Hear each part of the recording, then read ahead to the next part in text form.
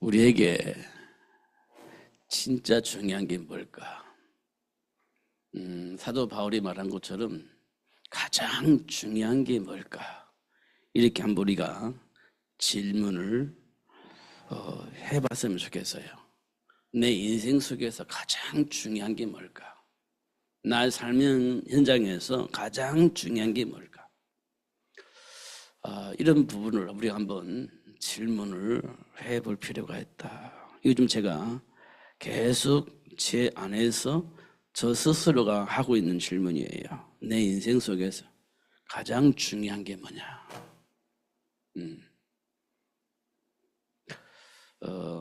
우리가 성경의 말로 표현한다면 그리스도를 아는 것, 이렇게 우리가 말할 수 있겠죠. 근데 더 중요한 것은요, 하나님이 주신 인간의 정체성을 아는 것이 가장 중요한 것 같다. 저는 그렇게 생각이 되어져요. 인간의 정체성을 모르면 그리스도가 그냥 그리스도일 뿐이에요. 정체성을 모르면 죄 문제? 그 죄가 뭐죠? 하나님을 불신하고 떠난 죄. 이게 우리가 추상적으로 들려집니다. 사실적으로 들려지지 않고 추상적으로 들려져요. 나의 정체성이 확인되지 않으면 하나님을 떠난 죄, 이게 추상적으로 들려져요. 성경에 얘기하고 있으니까 죄 얘기를 하고 있지만 진짜 내가 하고 있는 그것이 하나님을 떠나면서 온 문제라고 생각하지 않습니다.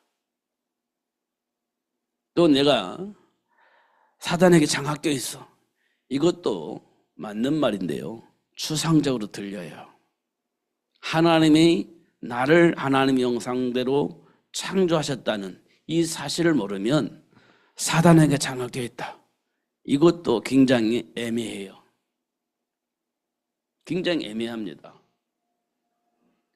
그래서 하나님 만나야 돼. 이것도 굉장히 애매합니다.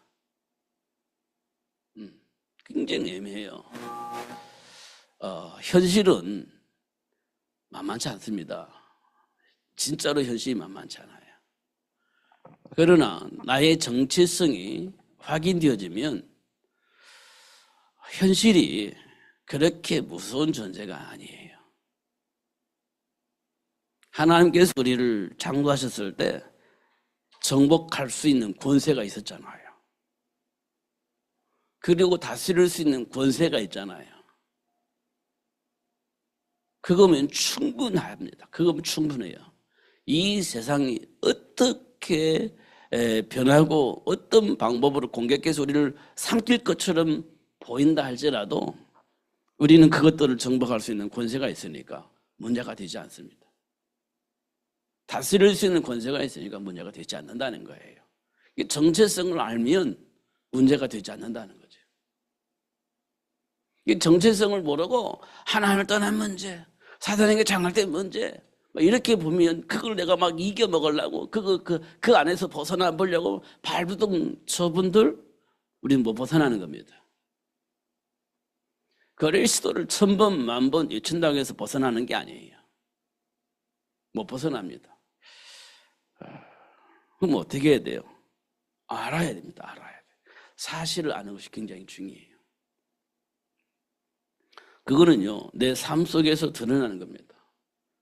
그래서 성경에 보니까 자꾸 왜 드러나게 하냐, 왜 애들 창세기 3장 왜 드러내? 이거는요, 자꾸 드러내는 거예요.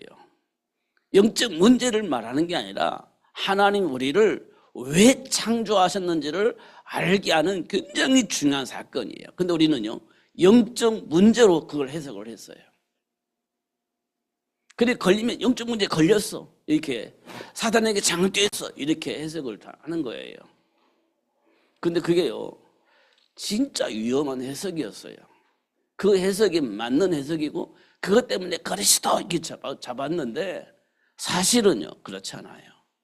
아무리 제가 성경을 살펴봐도요, 아니구나, 하나님이 우리를 왜 창조하셨는지, 우리에게 어떤 권세가 있는지, 우리 정체성이 무엇인지, 왜 이런 정체성을 주셨는지 그걸 알게 하시려고 일으킨 사건이지, 저주 속에 빠뜨리려고, 그걸 거기서 막 빠져나올 수 있도록 하기 위해서 하나님이 그렇게 창조하셨다. 그렇게 저는 해석이 안 돼요, 요즘은. 그 삶 속에서 만나는 문제들은요, 문제가 아니에요. 하나님이 나를 왜 구원하셨는지, 하나님이 왜 나와 함께 계시는지, 그 사실을 알게 하시려고 하시는 하나님의 역사다, 그렇게 보여져요. 그렇게 아무리 봐도 그래요. 근데 이게 왜곡되어지니까 우리는 자꾸 율법주의자가 돼버려요. 이게 왜곡되어지니까 자꾸 율법주의자가 돼요. 우리가 문제 만나면 실수하잖아요. 넘어지기도 하잖아요. 그럼 우리가 뭐라고 합니까? 믿음이 없어서. 또 사단에게 졌구나, 이런 생각도 하지 않습니까? 그런데요, 사실은 하나님께서 우리에게 승복하고 다스릴 수 있는 권세가 있었고요. 그 다음에 베드로에게 예수님께서 하신 말씀은 음부의 권세가 우리를 이길 수 없다고 분명히 얘기를 했어요. 음부의 권세가 우리를 이길 수가 없어요. 그래서 우리는요, 날마다 승리자가 될 수밖에 없어요. 그리고 세상의 모든 사람들에게 사실을 말할 수밖에 없는 확실한 근거를 가지고 말할 수 있는 삶을 살 수밖에 없어요. 분명한 건 그렇습니다. 제가 왜 이렇게 말씀을 드리냐면, 삶의 현장에 사람들 보면은요, 진짜 열심히 살아요. 최선을 다하고 삽니다.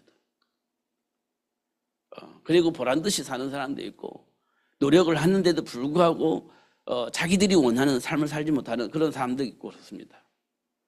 그런데 나름대로 막 최선을 다하고 발버둥치고 산다는 것은 공통점이에요. 그런데도 불구하고 마음의 불안함은 떨쳐버릴 수가 없어요. 왜 그럴 것 같습니까? 그러면 교회 다니는 사람은요, 여전히 미래에 대한 불안함 때문에 이 불안함을 떨쳐버릴 수가 없어요.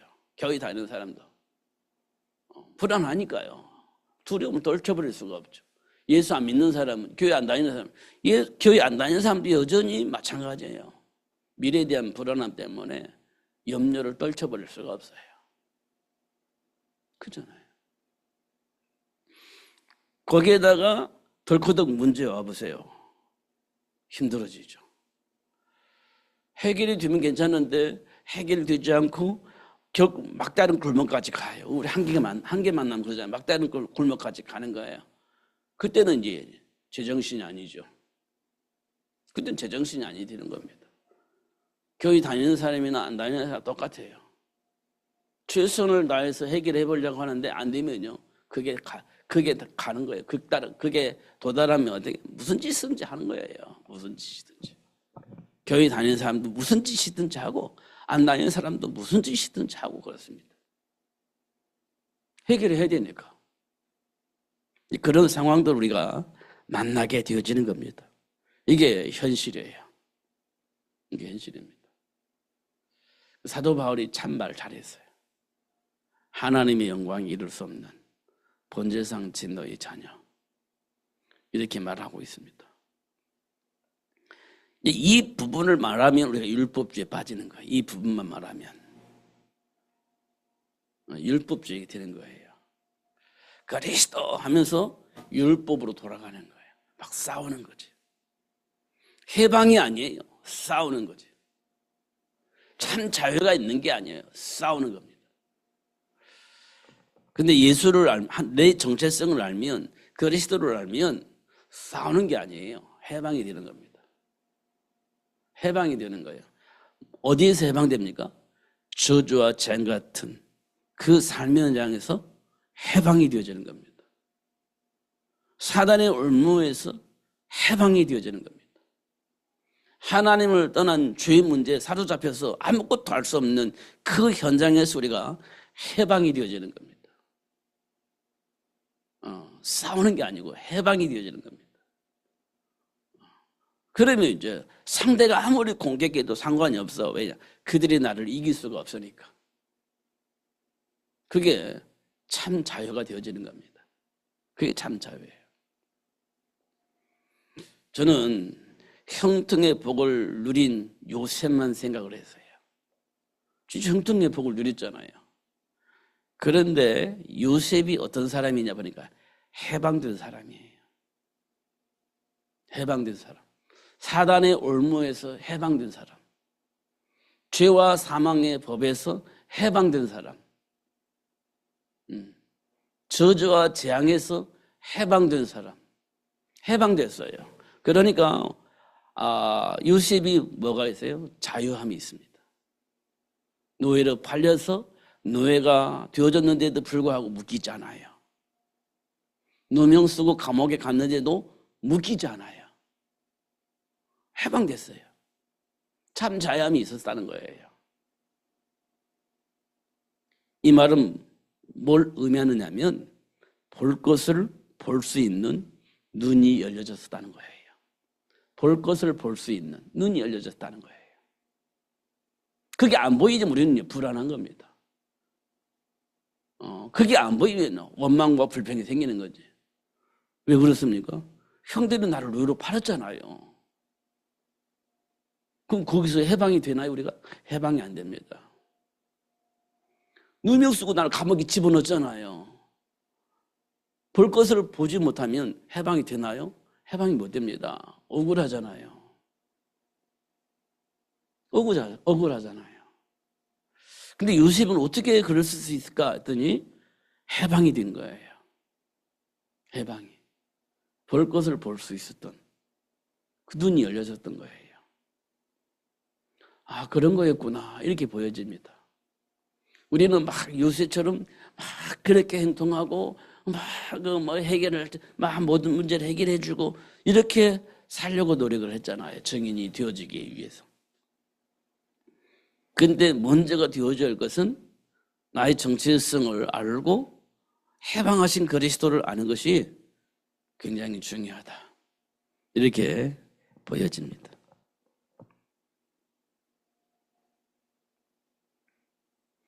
근데 하나님께서는요, 우리 인간에게 왜 생육의 복을 주셨을까? 이 질문을 제가 하는 거예요. 왜 생육의 복을 주셨을까? 세계의 복음화와 생육의 복음요, 뗄래야 뗄 수가 없어요. 세계의 복음화와 생육의 복은 뗄 수가 없어요. 제가 오늘도 이렇게 얘기를 보면서 마태복음 1장에 보면 아브라함과 예수 그리스도의 세계라 이렇게 돼 있잖아요. 아브라함은 누구를 낳고 누구는 누구를 낳고 그러니까 해서 막 몇 대 14대 이렇게 막 계속 얘기하잖아요. 마태복음 1장을 보면 계속 뭐가 나와요? 낳고가 나와요. 낳고 누구는 누구를 낳고 누구는 누구를 낳고 그래서 결국 어떻게 해요? 그 낳고를 통해서 동정녀 마리아를 통해서 예수님이 오셨다는 거예요. 그게 생육의 복이 굉장히 중요한 거죠. 하나님의 계획을 이루기 위해서 하나님 주신 최고의 축복이 뭐냐? 생육의 복입니다. 하나님 원하는 그 일을 위해서 만든 최고의 작품이에요. 그러니까 준비된 부모를 통해서 자녀들이 바톤을 받는 거예요. 그게 생육의 복입니다. 내가 왜곡되어져 있으면 왜곡된 바톤을 받는 거고요. 하나님 주신 복을 가지고 있는 사람은 하나님이 주신 복을 바톤으로 자녀들에게 넘길 수 있다는 거지. 그래서 첫 번째 사건이요, 가인과 아벨 사건이 일어나는 거예요. 생육의 복의 비밀입니다. 그리고 나서 4장 25절 26절에 보니까 아담과 하와가 비로소 하나님 주신 복을 알게 되어지고 그 복의 바톤을 셋이라고 하는 자녀에게 넘깁니다. 또 셋이라는 그 자녀가 이 바톤을 에노스라고 하는 자녀에게 또 넘겨요. 그래서 어떻게 해요? 세상 사람들이 비로소 하나님을 찬양하는, 하나님을 예배하는 그런 일들이 일어날 수 있도록 역사하시는 것을 확인할 수 있습니다. 아주 짧은 그 본문이지만 굉장히 중요한 답이 그 안에 있어요. 그리고 아브라함에게 복의 근원이 되어지게 하시고 아브라함에게 이삭을 약속하시고 이삭을 주시잖아요. 생육의 복입니다. 그리고 한나에게 자식을 주지 않다가 하나님이 원하시는 그 이야기를 하면서 한나에게 생육의 복을 주어요.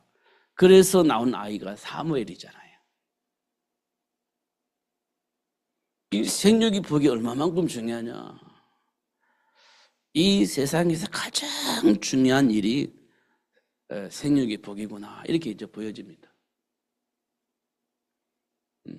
근데 사단은 그거 하면 되겠어요? 안 되겠어요? 그거 안 되잖아요. 그러니까 자꾸 방해를 하는 겁니다. 왜곡시켜서 자꾸 방해를 하는 거예요. 그래서 요즘은 어떻게 해요? 부부가 서로 이렇게 직장 생활을 하니까 자녀들이 방치되잖아요.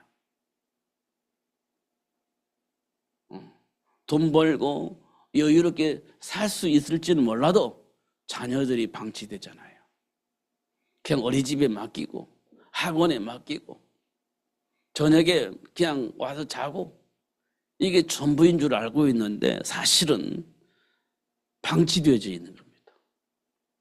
부모를 통해서 영향을 못 받아요. 그냥 학원에서 영향받고 어린이집에서 영향받고 그냥 주변에 맞는 사람들에게 영향받고 그렇게 성장해요. 부모가 가지고 있는 생각은 전혀 전달이 안 됩니다. 우리 아이들이 그렇게 성장하고 있어요. 부모의 영향을 못 받는 거예요. 그런 모습을 보는 겁니다. 그 속에서 막 이 소리 듣고 저 소리 듣고 이 맞는지 안 맞는지 분별도 하지 못하고 그냥 흡수하는 거예요. 그래가지고 아이들이 그냥 자기가 무슨 말 하는지 어떤 행동을 하는지 모르고 막 해버리는 거예요. 왜곡되어 있는지 멸망의 길을 가는지도 모르고 그냥 들은 대로 무슨 뜻인지도 모르고 그냥 흡수돼가지고 그렇게 행동을 하는 우리 아이들을 보게 되어지는 겁니다. 사실 부모님과 상관이 없어요. 이런 모습들을 요즘 보게 되어집니다. 그러면서 막 그 핸드폰에 수많은 미디어가 있잖아요. 근데 그 미디어가 정상적인 삶을 살 수 있는 그런 것이냐라고 물어보면 그렇지 않아요. 굉장히 쾌락적이고 타락적이고 내가 누구인지를 알 수 없는 미래를 전혀 상상할 수 없는 그런 상황으로 만들어버리는 그런 미디어가 지금 넘쳐나고 있잖아요. 그 속에서 그냥 사는 거예요. 지금 우리 현실이 그렇습니다. 그러니까요. 혼돈하고 공허하고 흑암이 깊음에 있는 현장이라고 하나님께서 말씀하셨는데 지금 우리 삶의 현장이 딱 그런 것 같다 이런 생각이 되어집니다. 딱 그런 것 같아요. 그 현장을 살리려고 당신의 형상대로 인간을 창조하셨다. 그리고 원하는 자를 불러서 그 사실을 알게 하고 준비된 그 복을 누릴 수 있도록 하나님이 역사하고 계신다. 이렇게 말씀을 하고 계시는 거예요. 그러면서 우리에게 생육의 복을 주셨다. 이렇게 말씀을 하고 있어요. 이게 우리에게는요, 진짜 생육의 복이 필요해요. 진짜 중요합니다. 생육의 복. 이거 망가지면 다 망가지는 거예요. 한나가 사무엘 태어나기 전에 엘리 제사장이 있었잖아요. 하나님의 말씀이 소통이 안 됐잖아요. 전달이 안 됐잖아요. 망할 수밖에 없는 겁니다. 망하는 거예요. 그러니까 전부 다 우상을 다 가지고 있었잖아요. 엘리 제사장 시대 때에. 그때 하나님께서 한나를 불러서 사무엘을 준비하고 하나님과 소통을 하고 그 말씀을 또 사람들에게 전달하고 그렇게 했잖아요. 그게 미스바 운동이거든요. 우리가 너무 많이 들었기 때문에 알잖아요. 그 복이 어떻게 왔습니까? 생육의 복을 통해서 왔잖아요. 생육의 복을 통해서. 근데 그게 망가지면 안 돼요. 엘리 제사장의 아들에게 있어요. 홈니와 비느하스. 이렇게 둘이 있습니다. 그 제사장 아버지를 따라서 제사장 역할을 했는데요. 그들이 무슨 짓을 했는지 성경에 낱낱이 기록되어 있어요. 무슨 짓을 했는지 낱낱이 기록되어 있습니다. 그렇습니다. 말씀이 안 들어오면 그렇게 되는 거예요. 근데 말씀 안에서 생육이 복이 들어오니까 어떤 일이 벌어집니까? 미스바 운동이 일어나는 그때 비로소. 그게 생육의 복입니다. 이거 우리가 속히 회복해야 돼요. 이게 정체성의 비밀입니다. 정체성을 모르면 우리 그렇게 안 돼요. 왜냐? 먹고 살기 힘들잖아요. 그냥 먹고 살아야 되지 않습니까? 그리고 즐겨야 되잖아요. 근데 아기가 태어났다? 그럼 그거 아무것도 할 수가 없잖아요. 그게 결혼 안 하고 아기 안 낳고 이게 지금 현장에서 일어나고 있는 일들이 있지 않습니까? 그러면서도 차별금지법 만들어 놓고 즐기고 다 즐기고 싶어 하는 마음이 있잖아요.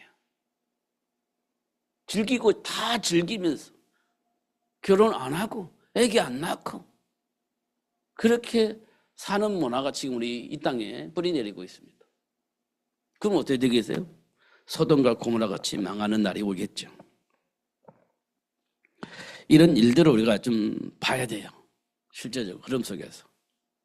그러면 하나님 우리를 왜 부르셨을까? 이해가 되죠. 하나님이 노아를 불러서 방주 만들게 하셨죠.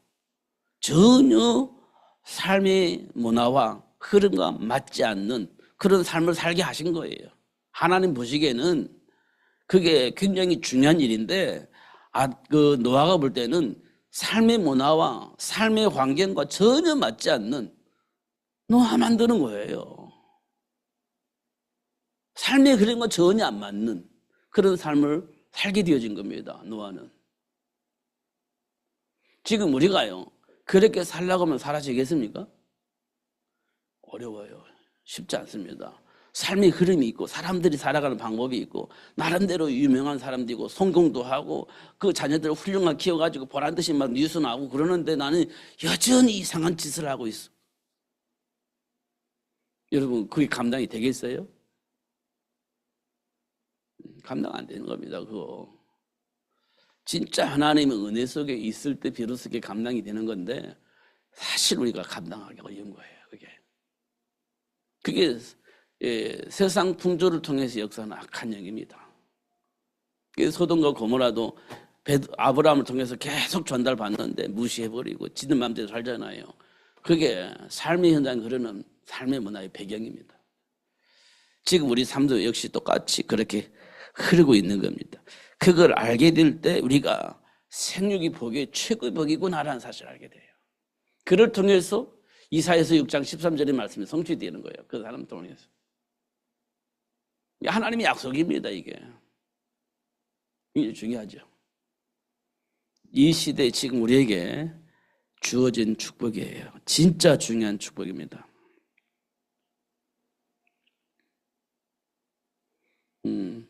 그리고 나서 우리에게 그걸 방해하는 그 사단을 정복할 수 있는 권세를 주셨잖아요. 그거 방해하려고 하는, 왜곡하는, 그 다른 생각과 다른 삶을 살게 만드는 그 사단을 정복할 수 있는 권세 주셨잖아요. 그거 가지고 사용하는 거예요. 그 권세를 가지고. 골리앗이 전려왔을 때 다시 박살내버리잖아요. 우상숭배 만들고 우상숭배하게 만들고 법을 만들어 놓고 우상숭배하자면 죽여 하면서 강제적으로 우상숭배하게 만들려고 했던 바벨론 왕 밑에 있는 다니엘이요. 죽음을 내놓고 우상숭배를 거부했잖아요. 그게 성경에 나와 있기 때문에 쉽게 말할 수 있는 말이지만 사실 현실 속에는 쉬운 일이 아니에요. 그 사단의 일이에요. 그게 전부 다. 그런 것도 우리가 보는 것이 굉장히 중요하다. 그러면 하나님은 우리에게 뭘 요구하시는 것 같습니까? 그런 상황을 만들어 놓고 그렇게 하신 이유가 뭡니까? 하나님과의 관계 속에서의 믿음이에요. 하나님을 알게 될 때 그 하나님을 향한 믿음이 흔들리지 않는 거예요. 하나님을 모르면 흔들리는 거지. 아브라함이 다 버리고 하나님 따라왔는데요. 하나님을 모르니까 흔들리잖아요. 기근 앞에서. 예수님의 수제자인 베드로가요. 예수님을 모르니까 환경 속에서 위기가 오니까 흔들리지 않습니까? 모르니까. 근데 그 아브라함이요. 흔들렸던 아브라함이 하나님을 알고 나니까 흔들리지 않잖아요. 흔들렸던 베드로가 예수님이 어떤 분이신지 알고 나니까 흔들리지 않잖아요. 하나님은 지금 우리에게 그렇게 인도하시고 역사하고 계신다. 이렇게 말씀을 하고 있습니다. 믿는 자는 뭐 합니까? 기도하는 거죠. 하나님을 아는 사람은 하나님께 기도하는 거예요. 하나님 나에게 지혜 주세요. 분별할 수 있도록 지혜 주세요. 깨달을 수 있도록 지혜 주세요. 그러면서 하나님 내 힘으로 안 되니까 하나님이 능력으로 역사해 주세요. 싸워 이길 수 있도록 역사해 주세요. 기도하는 거예요. 하나님을 알고 나니까 진짜 하나님께 맡기고 기도하는 거죠. 그냥 막연하게 도와주세요가 아니라 아는 거예요.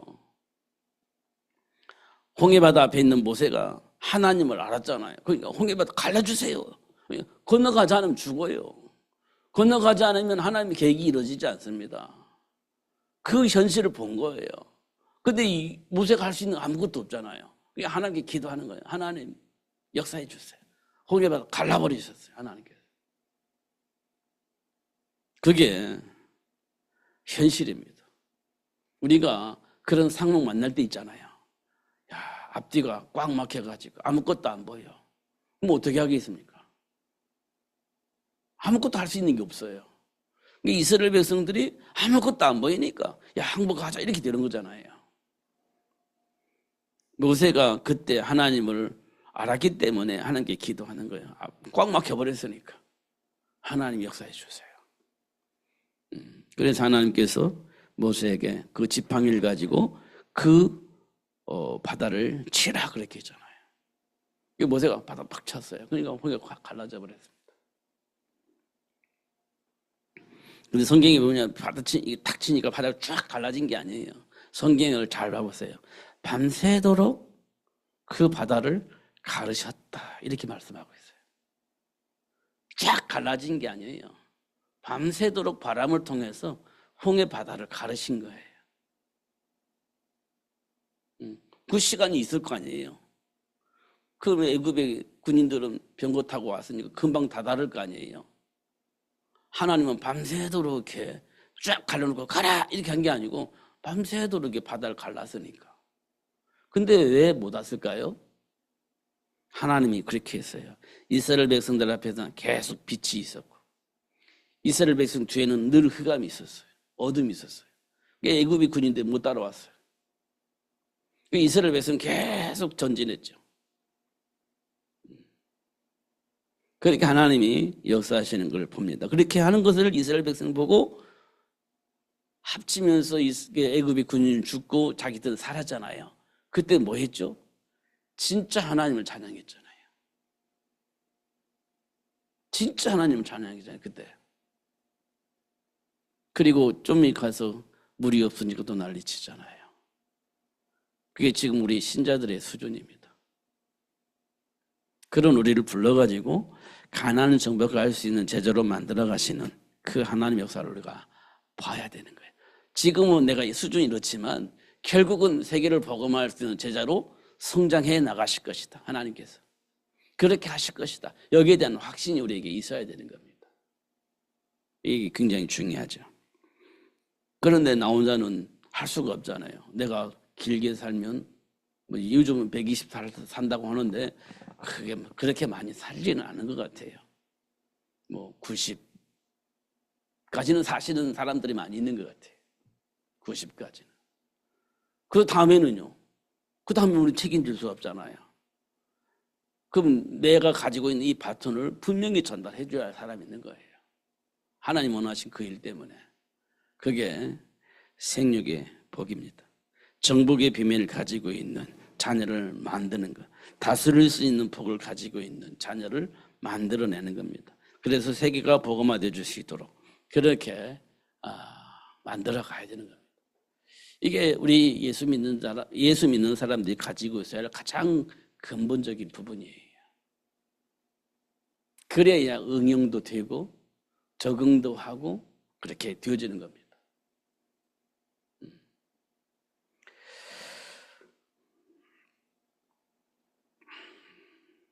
지금 우리 안에 뿌리내려져 있는 것은 성공이라는 것이 항상 각인되어져 있어요.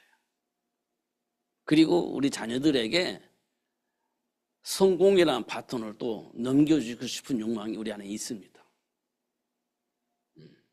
왜냐하면 지금 네피림 문화는 성공을 향해서 가고 있고 그 문화 속에 나도 성공이라는 삶을 살아왔고 우리 자녀들도 당연히 성공이라는 것을 목표로 두고 살 수 있도록 만들어 놓은 겁니다. 그게 네피림 문화예요. 그 사람들은 뭐합니까? 이 성공이라는 목표를 두고 살기 때문에 하나님의 말씀을 거부하게 되어지는 일이 벌어지는 거예요. 이 성공이 우선이니까 하나님의 말씀이 거부가 되어지는 겁니다. 창세기 6장 그렇습니다. 그 문화가 지금 우리 안에 뿌리 내려져 있고 그 뿌리가 우리 자녀들에게 그대로 전달되어진다는 거예요. 그럼 결국 어느 날 망하는 날이 오겠죠. 그렇지만 하나님은 실패하시는 분이 아니시니까 그 가운데 원하는 자를 불러서 하나님 원하는 일을 할 수 있도록 역사하시겠죠. 그 역사 속에 들어온 사람들이 저와 여러분이라는 거예요. 얼마나 감사합니까? 진짜 감사한 거죠. 그러니까 내 안에 있는 체질들 자꾸 하나님 말씀 안에서 보면서 이걸 자꾸 이렇게 정리를 해야 되는 거예요. 체질대로 살아보면 안 되잖아요. 그러니까 자꾸 하나님 말씀 안에서 내 마음을 어떻게 만들어요? 온유한 마음으로 만들어 가는 거예요.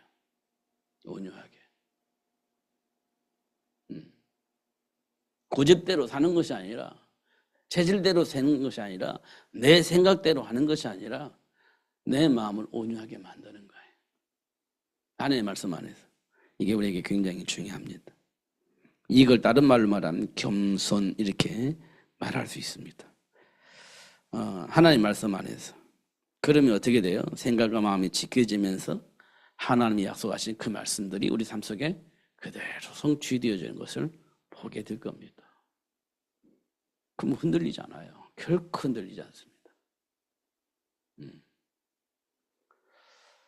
이런 부분들 우리가 좀 봤으면 좋겠어요. 제가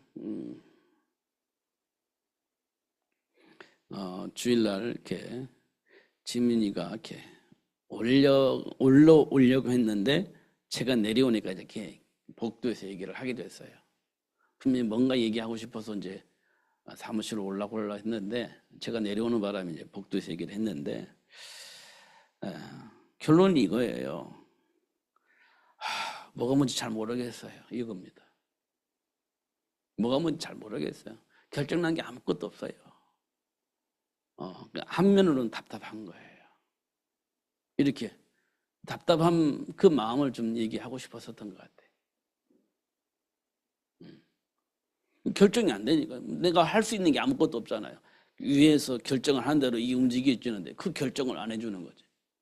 소문은 있는데 그게 사실 현실화되지 않는 거예요. 그러니까 어떻게 해야 될지를 모르겠는 거죠. 좀 답답한 어떤 그런 부분이 있는 것 같아요. 답답하죠. 진짜로는. 근데 하나님 앞에서 나를 되돌아볼 수 있는 아주 중요한 기회입니다. 그게 하나님이 원하시는 것과 지금 내가 가고자 하는 방향이 맞는지 안 맞는지 점검할 수 있는 기회입니다. 그리고 나에게 주어진 달란트가 있는데 이게 하나님이 원하시는 그 일로 쓰임 받는 것인지 아니면 육신적인 삶 속에서 내가 준비하고 있는지 이런 것도 우리가 점검할 수 있는 기회예요. 그 기회는 아무 때나 오는 게 아니에요. 하나님의 시간표가 있을 때 그런 기회가 오는 거지. 그잖아요. 그러니까 우리가 좀 하나님의 배경 속에서 기다릴 수도 있고 기도하면서 인도받을 수 있게 되는 거죠. 이게 정리되어지면 한나처럼 세계를 복음하기 위해서 사회를 준비할 수도 있고 요기베처럼 노예이지만 모세를 준비할 수도 있고 그런 상황이 되는 거예요. 그 사람들을 통해서 하나님 원하시는 일이 벌어집니다. 그게 출애굽 역사와 로마 복음화입니다. 그렇게 되어지는 거예요. 하나님은 세계 복음화 때문에 이 우주를 움직이고 있잖아요. 그 속에 내가 지금 있잖아요. 방향 맞춰져 있는지. 그 우리가 아무 깊이 묵상해 볼 필요가 있는 겁니다. 그거 하지 못하게 만들려고 우리 삶을 왜곡시키고 우리 생각을 왜곡시키고 그래서 자꾸 하나님과 상관이 없는 삶을 살게 만드는 사단의 일이 있잖아요. 이런 것도 우리가 현실 속에서 하나씩 확인해 나가는 거예요. 그러면 분명히 하나님 준비한 복을 누릴 수 있도록 역사하시는 하나님을 만나게 될 겁니다. 그러면 흔들리지 않아요. 저는 요즘 그렇습니다. 하나님 왜 그렇게 하셨을까? 왜 그랬을까? 계속 질문하는데요. 그 문제가 없었더라면 하나님과 소통이 되어지지 않고요. 그 문제가 없었더라면 하나님이 준비하신 그 복을 몰라요. 우리는 스케줄이라고 하잖아요. 그거 몰라요. 그 문제가 있었기 때문에 그것도 알게 된 거예요. 아, 그렇구나. 그러면 하나님께서 지금 우리 모든 삶을 어디에 방향 맞춰서 인도하고 계시냐? 세계복음화 때문에. 세계복음화에 방향 맞춰서 지금 이 우주 만물을 움직이고 계시는구나. 이렇게 보는 거예요.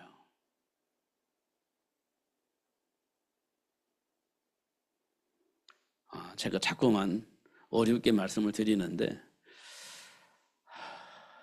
좀 이 하나님께서 하나님이 원하시는 그 일을 알고 깨닫고 그 준비된 복을 누리면서 날마다 승리했으면 참 좋겠다.